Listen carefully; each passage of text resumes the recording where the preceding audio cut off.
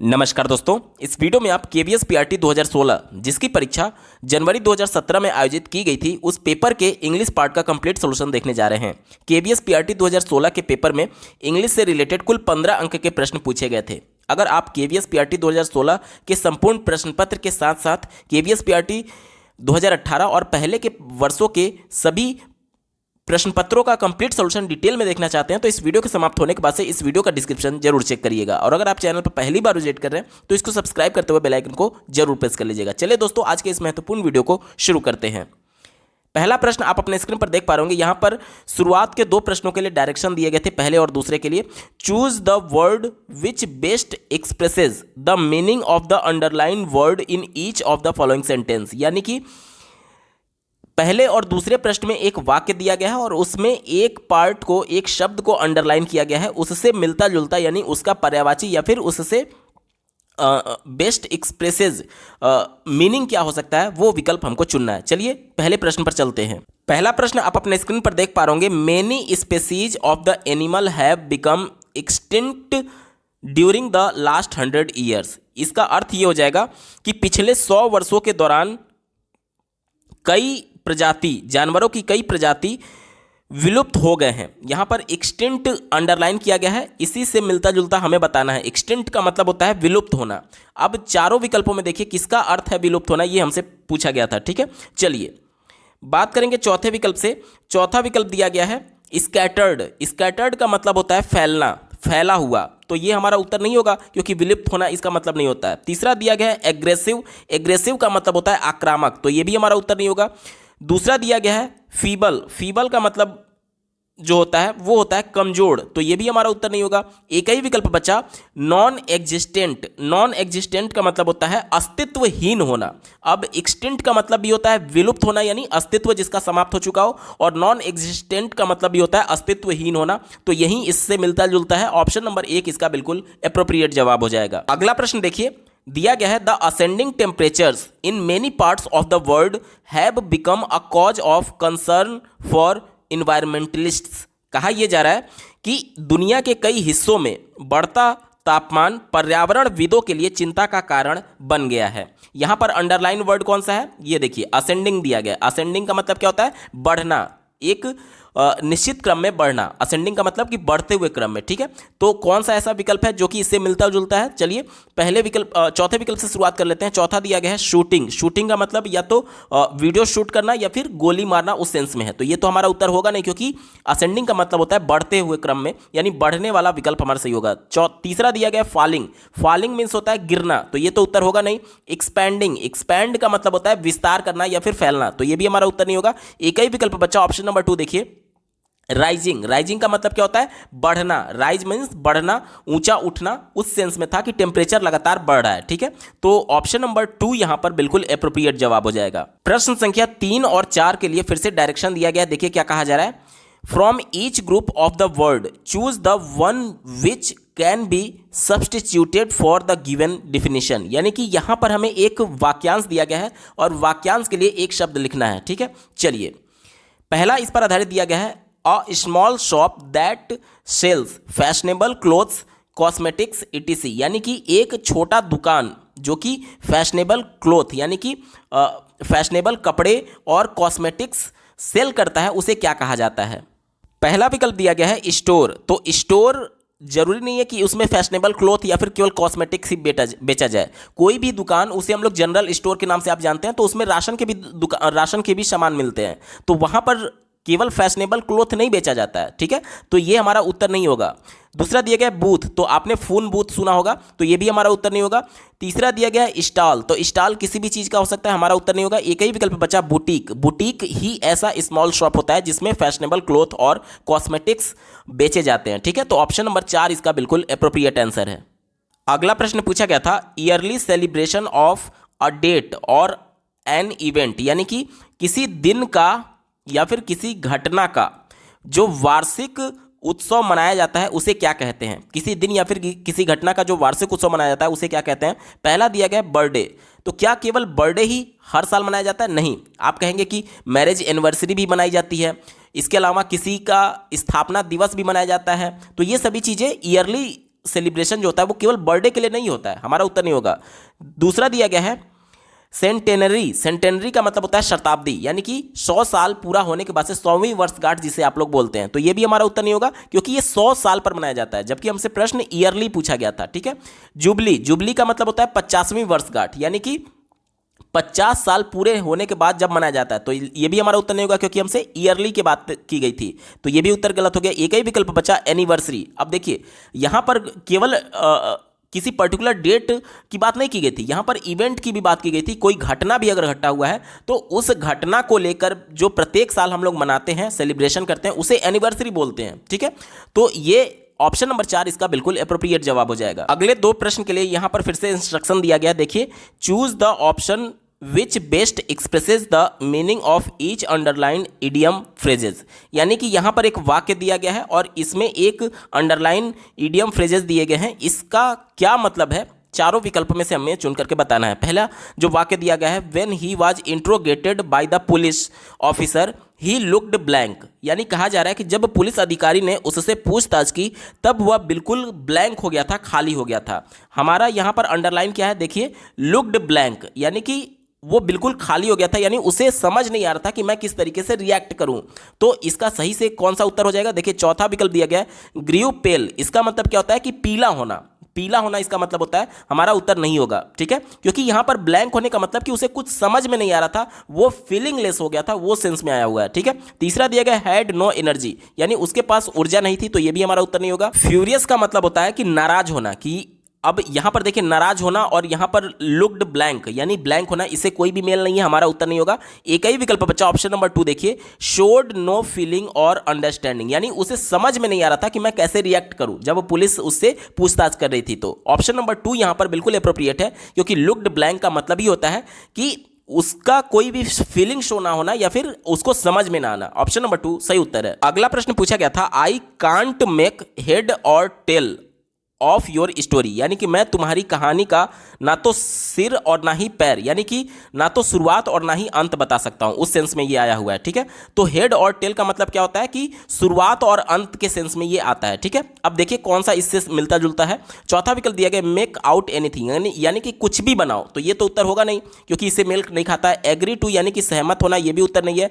Appreciate यानी सराहना करना, ये भी उत्तर नहीं है। एक ही विकल्प बचा सी द बिगिनिंग और एंड ऑफ, यानी कि मैं तुम्हारे कहानी का शुरुआत और अंत नहीं बना सकता या फिर नहीं देख पा रहा हूं। ऑप्शन नंबर 1 यहां पर बिल्कुल एप्रोप्रिएट है, यही इसका सटीक जवाब होगा। अगले 2 प्रश्नों के लिए फिर से यहां पर इंस्ट्रक्शन दिया गया है, देखिए in each of the following group of words only one word is correctly spelled, identify the correct one, यानी कहा जा रहा है कि चारों विकल्पों में से केवल एक ही शब्द, एक ही विकल्प सही से स्पेलिंग है उसका, तो कौन सा ऐसा विकल्प है जिसका स्पेलिंग सही है, ये हमसे पूछा जा रहा है। ठीक है, चलिए चारों विकल्पों को आप देख लीजिए। मैथमेटिक्स यहां पर दिया गया है, तो कौन सा मैथमेटिक्स का सही स्पेलिंग है ये हमसे पूछा जा रहा है। देखिए मैथमेटिक्स का स्पेलिंग होता है MATHEMATICS। चौथे विकल्प को देखिए MATHAMETICS, ये गलत है क्योंकि यहां पर ई होना चाहिए था। ठीक है, और यहां पर ए होना चाहिए था, तो ये गलत हो गया। ये देखिए ये मैथमेटिक्स, ये भी गलत है, यहां पर ई होना चाहिए था, तो ये गलत हो गया। और ये यहां पर देखिए मैथमेटिक्स दिया गया है, यहां पर ए होना चाहिए था, तो ये भी गलत हो गया। एक ही विकल्प बचा मैथमेटिक्स, MATHEMATICS। ऑप्शन नंबर 1 यहां पर बिल्कुल एप्रोप्रिएट जवाब है। अगला प्रश्न देख पा रहे यहां पर लेफ्टिनेंट का स्पेलिंग दिया गया है, तो लेफ्टिनेंट का जो एक्चुअल स्पेलिंग होता है वो होता है LIEUTENANT। ध्यान से देख लीजिए, LIE किस में है, LIE, देखिए ये और ये तो पहले ही आप काट दीजिए, बच्चा अब पहला और चौथा, तो देखिए LIEU TE होता है, TE होता है NANT। ऑप्शन नंबर 1 यहां पर बिल्कुल सटीक जवाब है, ये इसका गलत हो जाएगा। अगले 2 प्रश्नों के लिए फिर से यहां पर इंस्ट्रक्शन दिया गया है, आप स्क्रीन पर देख पा रहे होंगे। Complete each sentence with the appropriate word chosen from the given alternatives, यानी कि यहां पर दोनों वाक्यों को इनके दिए गए विकल्प में से एप्रोप्रिएट वर्ड को सेलेक्ट करके यहां पर फिल इन द ब्लैंक्स में फिल करना है ताकि इसका सही और सार्थक अर्थ निकल पाए। चलिए पहले प्रश्न को देख लेते हैं। कहा जा रहा है कि dash carefulness could have save the situation, यानी कि सावधानी से स्थिति को बचाया जा सकता था, यानी कि इसको हम लोग ऐसे कह सकते हैं कि थोड़ी सावधानी से स्थिति को बचाया जा सकता था। अब यहां पर थोड़ी के लिए कौन सा वर्ड यूज किया जाएगा वो हमसे पूछा जा रहा है। देखिए, लेस जो होता है इसका मतलब होता है कम, लेकिन निगेटिव सेंस में होता है। लेस जो होता है वो निगेटिव सेंस में होता है। यहां पर विकल्प क्या है, मतलब कि जो पूरा थीम है वाक्य का, वो क्या बोल रहा है कि थोड़ी सावधानी से स्थिति को बचाया जा सकता था, यानी कि थोड़ा जो वर्ड है वो पॉजिटिव होना चाहिए, कि थोड़ा सावधानी बरते, पॉजिटिव होना चाहिए। यहां पर लेस जो होता है वो निगेटिव सेंस में होता है, हमारा उत्तर नहीं होगा। अब हमारे पास बचा अ लिटिल, लिटिल और द लिटिल। इन तीनों में माइनर सा डिफरेंस होता है जिसे आपको समझना बेहद जरूरी है। देखिए, अगर मैं केवल लिटिल की बात करता हूं तो इसका मतलब होता है नकारात्मक सेंस में। जैसे कि अगर मैं बोलूं एक बोतल में दूध के परिप्रेक्ष्य में इस तीनों को मैं समझाने की कोशिश करूं, तो अगर मैं ये बोलूं कि बोतल में ना के बराबर दूध है, बोतल में ना के बराबर दूध है, तो वहां पर लिटिल का यूज किया जाएगा। अगर मैं ये बोलूं कि बोतल में कुछ दूध है, बोतल में कुछ दूध है, तो वहां पर अ लिटिल का प्रयोग किया जाता है। ना के बराबर के लिए लिटिल और थोड़ा सा या फिर कुछ के लिए लिटिल का प्रयोग किया जाता है। और अगर मैं ये बोलूं कि बोतल में दूध है और अगला बंदा बोला कि जो भी थोड़ा बहुत, जो भी थोड़ा बहुत दूध है, तो जो भी थोड़ा बहुत की बात की जाती है वहां पर द लिटिल का प्रयोग किया जाता है। ध्यान से समझ लीजिए कि अगर मैं ये बोलूं कि बोतल में ना के बराबर दूध है, यानी निगेटिव सेंस में आ गया, तो ये यहां पर लिटिल हो जाएगा। तो चूंकि यहां पर जो हमारा सेंटेंस का अर्थ निकल रहा है कि हम थोड़े ध्यान देने से, थोड़ा सावधानी बरतने से जो स्थिति थी उसको बचाया जा सकता था। तो थोड़ा सावधानी यानी थोड़ा जो वर्ड है वो यहां पर पॉजिटिव होना चाहिए। और लिटिल का मतलब मैं आपको क्या बता रहा हूं कि ना के बराबर दूध, यानी कि ये निगेटिव सेंस में होता है, हमारा उत्तर नहीं होगा। अब बच गया हमारे पास दो विकल्प, ए लिटिल और द लिटिल। तो द लिटिल का मतलब मैंने आपको बताया कि जो भी थोड़ा बहुत। अब हम ऐसे थोड़ी बोलेंगे कि जो भी थोड़ा बहुत सावधानी बरती जाती उससे सिचुएशन को बचाया जा सकता था, नहीं, ये होना चाहिए कि थोड़ा सावधानी बरतने से सिचुएशन को बचाया जा सकता था, यानी कि कुछ सावधानी बरतने से सिचुएशन को बचाया जा सकता था। यानी कि चौथा विकल्प भी गलत हो गया, क्योंकि चौथा इस सेंस में इसका मतलब निकलता है कि जो भी थोड़ा बहुत, ठीक है। तो ये विकल्प गलत हो गया, एक ही विकल्प बचा, ऑप्शन नंबर 2 यहां पर बिल्कुल सटीक जवाब हो जाएगा, अ लिटिल। अ लिटिल का मतलब होता है कि थोड़ा या फिर कुछ, यानी कि कुछ सावधानी बरतने से हम स्थिति को बचा सकते थे, इसका इस सेंस में अर्थ हुआ। यानी a little carefulness could have saved the situation. Option number 2 सटीक उत्तर होगा। अगला प्रश्न पूछा गया था, यहां पर देखिए, you must secure at least dash marks, यानी कि तुम्हें कम से कम मार्क्स को सुरक्षित करना चाहिए या फिर इतना मार्क्स पाना चाहिए, उस सेंस में हमें बोला गया है। अब यहां पर देखिए दो चीजों को आपको ध्यान देना है। एक तो दिया गया एटलीस्ट, इसका मतलब होता है कि कम से कम आपको इतना नंबर पाना ही चाहिए, और मार्क्स का मतलब होता है अंक। अब इन्हीं से हमारा उत्तर निकलेगा, कैसे, ध्यान से समझिएगा। पहला दिया गया कि फुल मार्क्स। अगर मैं फुल मार्क्स की बात करूं, 100 में 100 की बात करूं, तो मैं कम से कम थोड़ी बोलूंगा, वो तो मैक्सिमम हो गया ना। तो कम से कम इसको थोड़ी यूज किया जाएगा कि तुम 100 में 100 पा जाओ, तुम कम से कम 100 में 100 पा जाओ, इस ऐसे थोड़ी बोलेंगे। तुम 100 मतलब कि तुम पूरा अंक पा जाओ, इस सेंस में बोला जाता है, या फिर तुम 100 आउट ऑफ 100 पा लो, इस सेंस में बोला जाता है। यहां पर कम से कम 100 थोड़ी पाओ, इस तरीके से थोड़ी बोलते हैं। कम से कम का मतलब होता है कि एटलीस्ट एक थ्रेशोल्ड, जो मिनिमम थ्रेशोल्ड है, उसे आप टच करें। तो फुल मार्क्स हमारा उत्तर नहीं होगा। दूसरा दिया गया है पासेबल। पासेबल यानी कि जिससे पास हुआ जा सके, लेकिन ये कोई एप्रोप्रिएट वर्ड के तौर पर हम लोग नहीं देखते हैं पासेबल मार्क्स, इस वजह से ये भी हमारा उत्तर नहीं होगा। चौथा दिया गया कि पास, यानी कि कहा जा रहा है कि you must secure at least pass marks. तो यहां पर पास से ज्यादा एप्रोप्रिएट है passing marks. You must secure at least passing marks, यानी तुम्हें कम से कम पासिंग मार्क्स पाना ही चाहिए, ठीक है। तो ऑप्शन नंबर 3 यहां पर बिल्कुल एप्रोप्रिएट है, यही इसका सटीक जवाब हो जाएगा। आगे के 3 प्रश्नों के लिए फिर से इंस्ट्रक्शन दिया गया, जल्दी से पढ़ लेते हैं। कहा जा रहा है कि each of the following sentences has been divided into 4 parts.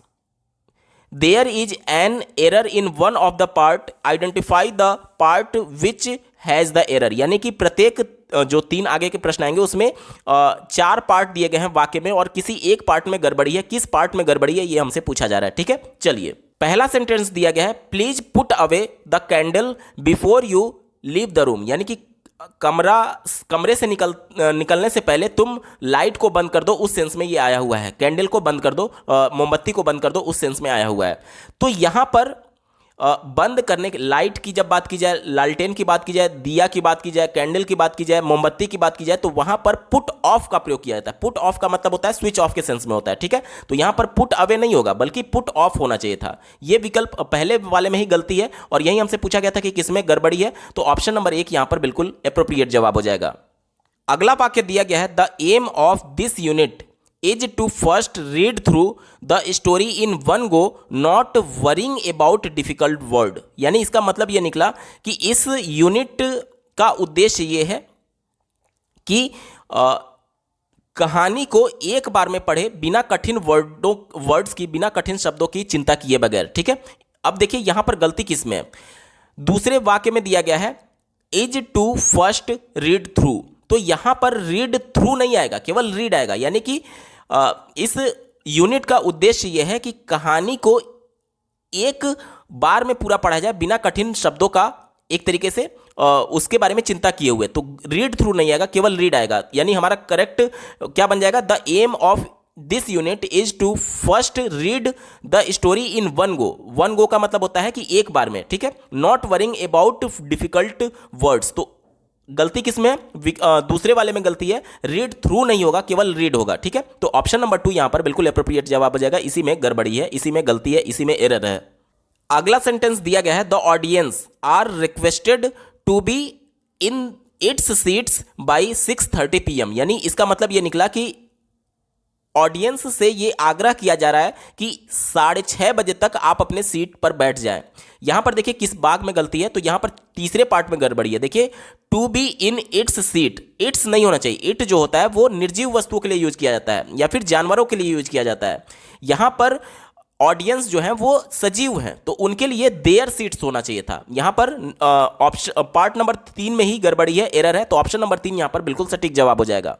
आगे के 2 प्रश्नों के लिए यहां पर इंस्ट्रक्शन दिया गया है, choose the word which is closest to the opposite meaning of the underlined word in each sentence. यानी कि दोनों जो आगे के 2 प्रश्न आएंगे उसमें एक एक सेंटेंस दिया गया, एक एक वाक्य दिया गया और उसमें एक शब्द अंडरलाइन किया गया है, तो उस शब्द का क्या अपोजिट मीनिंग है, अपोजिट क्या होगा, यह हमसे पूछा जा रहा है, ठीक है। चलिए पहला वाक्य दिया गया है, this offer will prove a great boon to me. यानी कि यह प्रस्ताव मेरे लिए एक वरदान साबित होगा। तो बून का मतलब क्या होता है, वरदान, यही अंडरलाइन वर्ड है, तो इसका अपोजिट हमसे पूछा गया, तो वरदान का अपोजिट क्या हो जाता है, अभिशाप हो जाता है। तो पहला विकल्प देखिए ट्रबल दिया गया, ट्रबल का मतलब होता है परेशानी, तो ये तो हमारा उत्तर होगा नहीं। दूसरा दिया गया है मिसफॉर्चून, मिसफॉर्चून का मतलब होता है दुर्भाग्य, ये भी हमारा उत्तर नहीं होगा। तीसरा दिया गया ब्लेमिश, ब्लेमिश का मतलब होता है किसी को ब्लेम करना, दोष देना, तो ये भी हमारा उत्तर नहीं होगा। एक ही विकल्प बचा कर्ज, कर्ज का मतलब होता है अभिशाप, ऑप्शन नंबर 4 इसका बिल्कुल एप्रोप्रिएट जवाब हो जाएगा। वरदान का अभिशाप, ऑप्शन नंबर 4 सही उत्तर है। अगला वाक्य दिया गया है, he exhibited a comprehensive approach toward the matter in hand. यहां पर जो अंडरलाइंड वर्ड है कॉम्प्रिहेंसिव, इसका मतलब होता है विस्तृत रूप में। कॉम्प्रिहेंसिव का मतलब क्या होता है, विस्तृत रूप में, ठीक है। इसका मतलब यह हो जाएगा कि उन्होंने उनके हाथ में जो मामला था उसके प्रति एक व्यापक दृष्टिकोण प्रदर्शित किया, ठीक है। तो यहां पर जो कॉम्प्रिहेंसिव आया है व्यापक, इसका अपोजिट बताना है, ठीक है। चलिए तो यहां पर जो आप चौथे विकल्प से शुरुआत करते हैं, चौथा विकल्प दिया गया है एग्जॉस्टिंग, तो एग्जॉस्टिंग का मतलब होता है थकाऊ, तो यहां पर थकाऊ हमारा उत्तर नहीं होगा, इसका अपोजिट नहीं होगा। तीसरा दिया गया है वैग्यू, वैग्यू का मतलब होता है अस्पष्ट, तो ये भी हमारा उत्तर नहीं होगा। स्लिप शॉर्ट, स्लिप शॉर्ट का मतलब होता है असावधानीपूर्ण, तो ये भी हमारा उत्तर नहीं होगा। सुपरफिशियल, सुपरफिशियल का मतलब क्या हो जाता है, इसका मतलब होता है सतही, यानी कि जैसे देखिए कॉम्प्रिहेंसिव का मतलब क्या था, इसका मतलब था कि विस्तृत रूप में, और सुपरफिशियल का मतलब कि सतह वाला, यानी कि विस्तृत रूप मतलब कि पूरा डीपली समझाने की बात की जा रही है, और सुपरफिशियल यानी कि सिर्फ ऊपर ऊपर, सतह पर, सतही इसका मतलब होता है सुपरफिशियल, तो यही इसका अपोजिट हो जाएगा। ऑप्शन नंबर 1 यहां पर बिल्कुल एप्रोप्रिएट जवाब है। दोस्तों केवीएस पीआरटी 2016 के पेपर के इंग्लिश पार्ट का कंप्लीट पेपर सोल्यूशन आपने देखा। आपको ये वीडियो कैसा लगा कमेंट के माध्यम से जरूर बताइएगा, क्योंकि आपका एक कमेंट मुझे मोटिवेट करेगा ऐसे ही महत्वपूर्ण वीडियो लाने के संदर्भ में। अगर आप केवीएस पीआरटी 2018-17 और पहले के previous year KVS primary teacher vacancy के लिए जो एग्जाम होता है उसके पेपर सोल्यूशन को डिटेल में देखना चाहते हैं, तो इस वीडियो के बाद इस वीडियो का डिस्क्रिप्शन जरूर चेक करिएगा। और अगर आप चैनल पर पहली बार विजिट कर रहे हैं तो इसको सब्सक्राइब करते हुए बेल आइकन को जरूर प्रेस कर लीजिएगा। इस वीडियो को देखने के लिए आपका बहुत बहुत धन्यवाद। भगवान करे आपका दिन शुभ हो।